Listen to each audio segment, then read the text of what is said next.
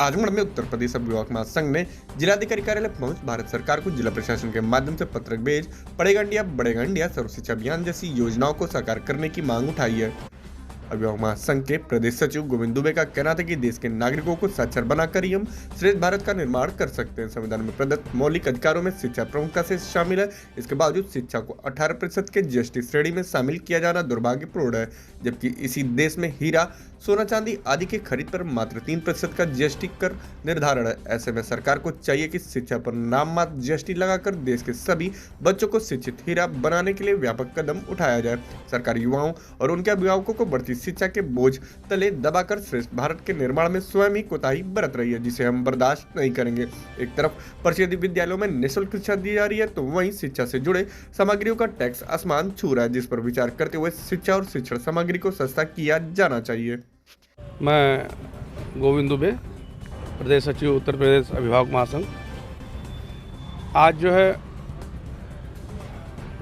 सरकार द्वारा शिक्षण सामग्रियों पे 18% जीएसटी जो लगाई गई है, तो ये निश्चित रूप से शिक्षा के नाम पे एक कलंक है।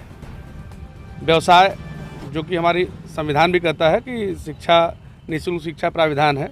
शिक्षण सामग्री भी अमेरिका में एक ही पुस्तक से रिपीटेडली कई 100 परिवार पढ़ते हैं, पुस्तकालय में रख दी जाती है, लेकिन भारतवर्ष में सिर्फ बातें होती हैं।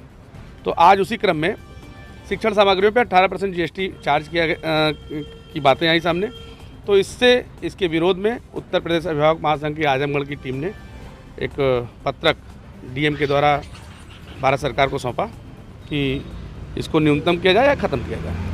अच्छा, किस तरीके का बदलाव यहाँ भी होना चाहिए जिससे शिक्षा जगत में एक चेंज आवे? एक आम आदमी का बच्चा, एक अमीर आदमी का बच्चा साथ पढ़ सके। एकल शिक्षा प्रणाली का प्राविधान अगर जिस दिन भारत सरकार के अंतर्गत या भारतवर्ष में आ जाएगा, निश्चित रूप से हमारा भारतवर्ष जो हमने एक संकल्पना कर रखी है, जो हमारे महामहिम ने कर रखी है, जो हमारे बड़े नेताओं ने कर रखी है, या जिसकी दरकार भारतवर्ष को है, निश्चित रूप से वो साकार होगा।